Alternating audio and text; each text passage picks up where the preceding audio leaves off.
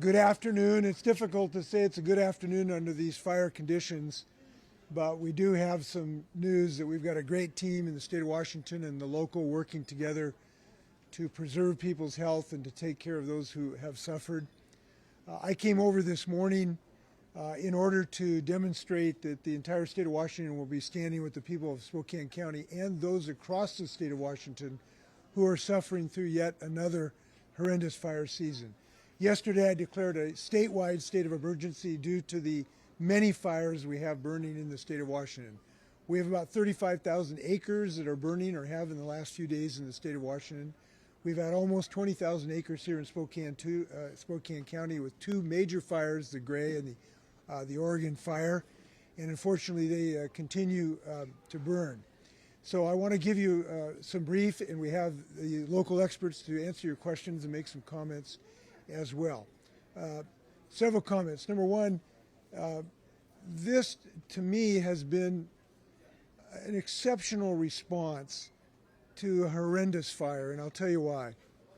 I was just at Lakeland Village, where we have dozens of people that we care for, some of the most fragile people in the state of Washington. And I saw this place almost surrounded by fire, but we were able to save it through the diligence of the personnel and taking care of the patients there and the residents there who were evacuated. Over 100 people were moved at one time or another. And I'll tell you a story when I finish my comments about that. Those kind of stories have been repeated throughout Spokane County. The evacuation notices that went out on the reverse 911, I talked to several people here who got those just in the nick of time and were able to save their lives, which is the most important thing, obviously. The work of the local fire department, the sheriff, the police force, the state patrol has all been exemplary to minimize the fatalities. Unfortunately, we've experienced one, and we want to experience zero going forward. So I want to compliment all the people who've worked together in such a coordinated fashion to minimize the losses. And this has been horrendous fires. The aridity, the wind, this fire moved 7 miles in one afternoon. This thing can chase you as fast as you can run almost. So I want to show my appreciation for what people have done. Second, I want to say that the state will stand with all of our agencies, from Emergency Services Department, the Department of Health and Human Services, the Department of Health, State Patrol. We have mobilized every asset we can in the state to help the community, and we will continue in that regard. There will be many questions as we go forward to help the people who've lost their homes. As I've said, we have maybe 200 homes that have been lost. We will be assessing that damage as quickly as humanly possible to bring to bear every assistance we can for people that have lost their homes. We want to thank the individuals of Spokane County who stepped forward, the donations that are coming in, the volunteers that are coming forward. It's been very inspiring to see the Spokane community pull together to do everything they can for people. Now, I do want to say this. We have to fight these fires as hard in as many ways that we can. And I'm glad that we have bolstered our firefighting apparatus and operations in the last year. We've increased our appropriations over about $125 million in the last couple of years, so we can have more firefighting assets, more air assets, more trucks, more personnel. I'm glad we've done that. But we have to recognize we need to continue that effort, because the fact of the matter is there's a beast at our door, and that's the beast of climate change. It seems like the whole world is on fire today. Yellowknife, Canada, with over 1,000 fires burning in Canada. Maui with Lahaina burnt to the ground, and now Spokane County, and 35,000 acres in fire today in Washington State. We have to bolster our assets, but we have to do something else. When something's attacking you, we need to defend ourselves from it. We need to defend ourselves from climate change. We need to decarbonize our economy so these fires don't ravage us. There's not enough fire trucks in the world to protect us if we don't stop climate change. And I'm proud of our state. I just got back from Korea yesterday talking to the Korean community about how they're fighting climate change. And I was able to be proud of our state that we are fighting climate change by reducing carbon pollution in our state. So there's a lot to be proud of here in our state. People pulling together, everybody's coming together. We're fighting the basic source, and we will continue to do so. We got several people who answer your questions, and I'm going to call Cody Rohrbach of Fire District 3 first. Cody, thanks for your team's great work. Thank you. You're welcome. Yeah. Thank you, Governor. So going to provide a quick overview of the Gray Road Fire, which is located just southwest of the city of Spokane, around the Medical Lakes, Four Lakes, Tyler community to the southwest. Gray Road Fire, currently showing at approximately 10,200 acres. As the fire continues to progress and we get better mapping, we do anticipate that acreage to change, but actively working on getting an accurate acreage assessment for that fire. Fire continues to be burning actively. Some good news to report on Gray Road Fire with the current weather conditions, the winds out of the northwest. It helped us to secure the northern perimeter of that fire, which is essentially the communities of Four Lakes going west towards the community of Medical Lake, as well as some of the lake communities that exist within that general area. Conditions yesterday allowed firefighters to make a lot of progress getting those lines secure in that area, mopping up around some of the homes in that area, just trying to reduce the threat to the community, to the homes in those areas. Our priorities continue to be life safety, property conservation, ensuring that our community is out, that they're in a safe place, and minimizing the damage from this fire. With the winds yesterday, it presented new challenges on the southwest portion of the fires. It pushed the fire across the interstate multiple times yesterday. Given the winds, given the low humidities, and the fuel conditions being so dry, fire was very active again yesterday, with long-range spotting and embers that go over control lines and well ahead of our fire resources. The smoke conditions, as everybody can see who's in the area, remain challenging as well. That limits the use of our aircraft. Simply they are not able to safely fly or see their targets. So able to get up a few of our air assets yesterday, but they only got about half a fuel cycle before they had to shut down. So our efforts have been primarily on the ground. There's an outpouring of resources from within the county as well as the region, state, and nation. National resources coming in to assist as well, but certainly need to thank all of our partners within the county, region, and state. Again, the county fire resources surged again yesterday afternoon as fire activity increased, and firefighters who'd been working more than 30 plus hours returned to the line to try and contain that fire. The good news is those firefighters worked hard throughout the night. We were able to establish control lines on that southern area that is burning towards the community of Tyler. It's still several miles from the community of Tyler, but firefighters worked tirelessly through the night. They did establish control lines in that area. I would say that Gray Road Fire is reported at 10% containment.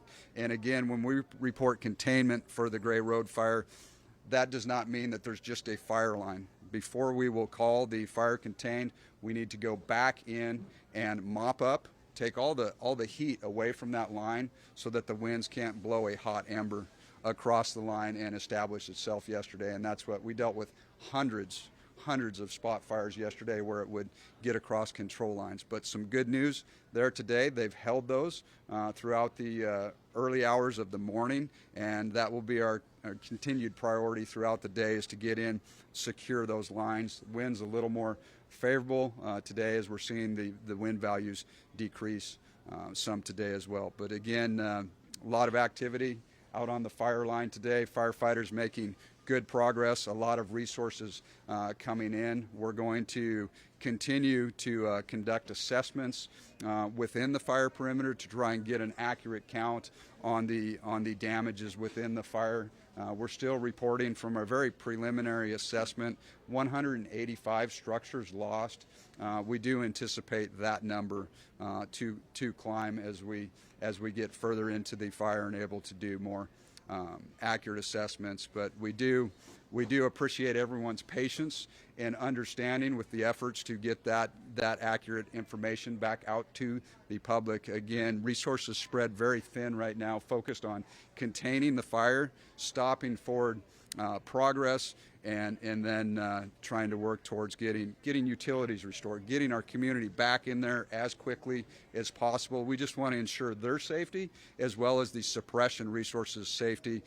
Obviously, a lot of suppression resources, utility companies, law enforcement, all collaborating, working within that fire, and so a lot of narrow roads, a lot of challenging conditions, and so our ability to work within that area fluidly is helpful in us providing the best outcome to the community. So overall, we are cautiously optimistic as it relates to containing the fire at this point, but certainly not out of the woods given the incredibly dry fuels, the winds, and some challenging conditions predicted.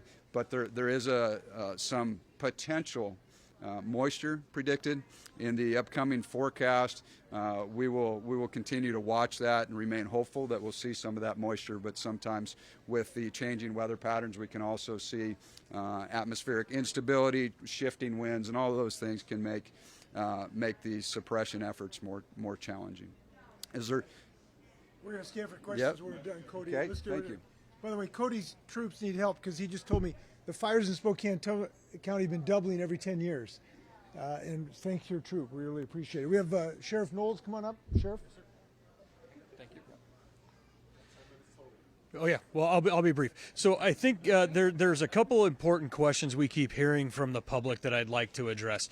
First, there are questions about how long it has taken to bring some of these resources to bear, because we talk about how stretched our resources have been.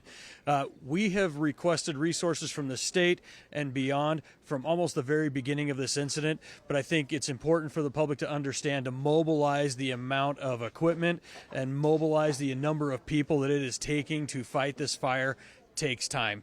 It does take 24, 48, 72 hours to get resources into our community. If you are around any of the IC centers, you'll see that people and equipment are trickling in.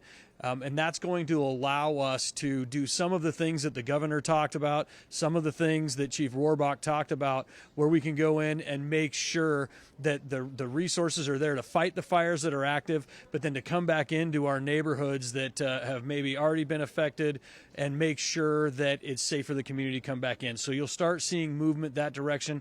I will just let the public know that we will let you know as soon as possible when it's going to be time to return to your home safely. Please be cognizant of the evacuation zones. Please help us keep those areas safe by staying out. We are using law enforcement resources from both the State Patrol, the Spokane Police Department, the Spokane County Sheriff's Department, all of our regional assets to keep those areas safe, because we know people have left their homes. There's a lot of anxiety about the condition of their homes and whether they're safe. We have law enforcement resources all the way up through some federal agencies patrolling those areas to make sure that your homes are safe. So please allow us to do our jobs, allow us to keep the firefighters safe and to keep people out of their way. And again, if you know of anybody who's missing that you want to have us know that you haven't seen or are concerned about, please call Crime Check at 456-2233 and report those folks as missing. And just know here in the near future, we're going to be taking an inventory of structures and homes that are lost and confirming that with the public. And thank you. And again, I would like to thank the governor for being here. It means a lot to the citizens of Spokane County that he's here to see firsthand what's going on. And we thank him for all the resources the state has brought to bear here. Thank you. Thank your troops. Al French, Commissioner. Thank you, Governor, and thank you to all of the resources that you've brought to Spokane County. Demonstrates the partnership that we have with the state and the mutual support. The governor issued his declaration yesterday, and the Board of County Commissioners did yesterday at noon and stuff. So that frees up resources to be able to bring to our frontline responders. You know, this community has made significant investments over the years, both in police and fire, and this is the reason why, is so they have the resources to be able to keep us safe. And so you look at Firestorm 91, you look at Dishman Fire, and you look at this one. The response on this one has been incredible compared to those other events. One of those things that has made it much more responsive is communication. This community invested in a communication network, and these folks have been able to use that network to keep each other informed and responsive and safe. So I want to just thank you to the governor, the state of Washington for their partnership, and to all of the other jurisdictions for coming together and working as partners to address this issue for the community. Thank you. Thank you. I just wanted to thank the governor for getting off the plane in Korea and coming straight here. So thank you, Spokane County. Really appreciates your support. I want to recognize City of Medical Lake. I want to recognize Megan from the American Red Cross. They have done an incredible job here at Spokane Falls Community College, supporting folks who are having some really tough times. I got a chance to talk with Rick and his daughter, some other folks here today who they're hoping to get back to their homes, but there's a lot of work to do to restore the utilities. And so please, everyone, stay safe. Listen to our law enforcement and our first responders, and stay out of harm's way so we can get back to get folks back to their properties. And I just thank again the governor for all the resources. The coordination has been incredible, and there's a lot more work to do. So thank you for being here for Spokane County. Thank you. Yeah, people have pulled together. I spoke to Mayor Cooper, who helped Lakeland Village during their evacuation. Some of the resources, she got it to Lakeland Village. It's been really remarkable. The Red Cross is doing amazing things, so people are pulling together. I do want to honor a couple people. I have an honor. I can declare somebody Washingtonian of the day if I really am inspired by somebody, and I've been really inspired this morning. There was a gentleman, several dozen of the Lakeland people, many of whom were in wheelchairs, had been evacuated to another center away from their residence. And a fellow there recognized, even though they'd been evacuated already, that the fire was coming for them at the place they had been evacuated to. He made a snap judgment, a really good judgment, to do another secondary evacuation, and organized a rescue of dozens of people, some of whom they pushed across the fields in wheelchairs to get them to another location so they weren't consumed by the fire. That's the kind of care, compassion, and good judgment that we have shown. And I got to tell you, these are very, people who are very fragile, and we have not had a casualty of any of the people in our care at Eastern State Hospital or Lakeland, where the fires essentially surrounded the place but didn't burn it down. So today's Washingtonian of the day is Joe David Valise. Come on up here, Joe, and I get to pin the Washington governor's apple on you here.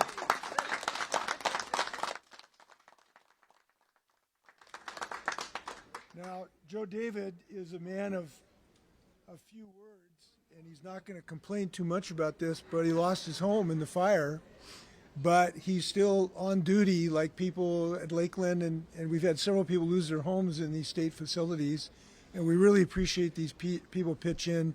Veteran of the Air Force now, unfortunately, got his RV out at the center, right, Joe? You're at, Yes, sir. So we hope you're going to be well. And I think he epitomizes what everybody's doing here. And tomorrow, the Washingtonian of the day is going to be Alan Novak. Alan was out scouting the fire at Lakeland Village, and because he choked on so much smoke, he had some cardiac event, so he's in the hospital right now, and we wish him well. So tomorrow, Alan Novak's going to be the Washingtonian of the day. There are many Washingtonians of the day. Let's keep pitching in. We're happy to stand for questions. Anybody here, and we will take your easy questions. Any questions, and direct them anywhere you'd like. From the mess, yes. Right now, and you talk about the state of emergency. How do you hope to help people that are still here that have lost their home and can't go back? Yeah. So we're gonna do everything we can. That's the number one. We're gonna do everything we can as fast as we can. We really appreciate the Red Cross. They're providing, for instance, pharmaceutical help for people. I just went to the nursing station. I've been told that the cots aren't that bad. People are appreciative about that. But now we go into the recovery phase, and the emergency department services and everybody's going to be assessing the damages so we can make requests for assistance for them. There are multiple places we look for assistance, one of which is obviously the federal government. That takes time to assess how many damages so we can get what's called individual assistance for people for uninsured losses. We also can ask for assistance for our public assets if we lose public assets in our electrical lines and sewer lines and the like. That takes time to assess. We'll do that as rapidly as possible. The state has some limited assistance for people for housing in the short term and cash assistance for people. So there's ways to get cash assistance from the state.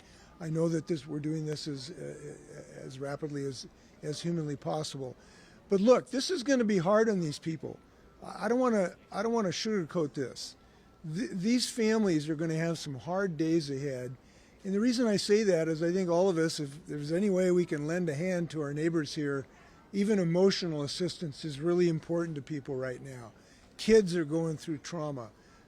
Any way we can help people with just a pat on the back helps even. So we're going to stand with these families everywhere we can. Robert, do you want to add anything? Is there anything you want to add particularly? Robert Eisel, our Director of Emergency Services. No, the governor covered it very cogently, but we will do everything that we can to make the case for federal assistance. We have to have certain thresholds that we've got to meet, but again, it has to be safe for our folks to go into the area to be able to assess the damages, build the case for the federal government, and we'll do that as expeditiously as we possibly can while being safe. And while I'm at it, let me get on my soapbox a little bit. The whole federal system does not treat the western United States fairly because it treats flood damage with much more care and sensitivity than it does fire damage. And for instance, we've had several fires in the state where we have not had federal assistance, and frankly, we should have. So we need the Congress to fix this system. We hope that we'll be able to get it here. We have no idea whether that may be possible or not. By the way, I don't think the State Patrol Chief Batiste, General Dougherty here, I know they've been pitching in as much as possible. We got the whole team. DOT has been very helpful, I think, in the evacuations. I've been told they've gone pretty well. So thanks for the Department of Transportation as well.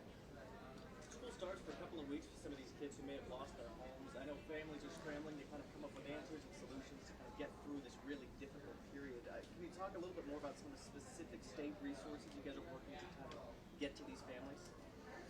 Well, the governor came today to try to talk to some of these families and pep them up a little bit. And I do think that is important to some families in this regard. I know that the schools will be doing outreach to these families to accommodate the specific needs of their kids. Obviously you want to keep them in the same school, if there's transportation, so that if they go to some shelter for some period of time, you might have transportation needs to get to your school to keep them with the same teacher. That's a high priority. I know they'll be working on that. Fortunately, we've got some additional money coming for school districts. I hope they'll use it that way. One more question. Governor, so obviously you mentioned that the state resources are stretched incredibly thin. In the coming days, what is it going to look like in terms of tapping into federal resources, and how are we going to be navigating as these fires continue? So the state and the locals will all pitch in to get in and assess the damage as rapidly as possible. As soon as you can walk on the ashes and it doesn't burn your feet, they'll be in there assessing the damage. They will then compile a portfolio of all the damages. We'll box it up. We'll get it to DC as fast as humanly possible. If it meets the threshold, then we can get federal assistance. If it doesn't, we won't. And we're going to do that as rapidly as we can. We can't do it today because we've still got, evacuation orders in those places. I will tell you that process and the response of the federal government has frequently been frustratingly slow, and we just get out our sticks and prod them every way we can. I want to thank everybody. Be safe. Look, at the one thing today, the most important message today is be safe, right? Be safe. Your health is what counts here. Follow the evacuation orders. Frequently, we've had great compliance with the evacuation orders, and if we keep that up, we'll minimize further losses. Good luck to us all.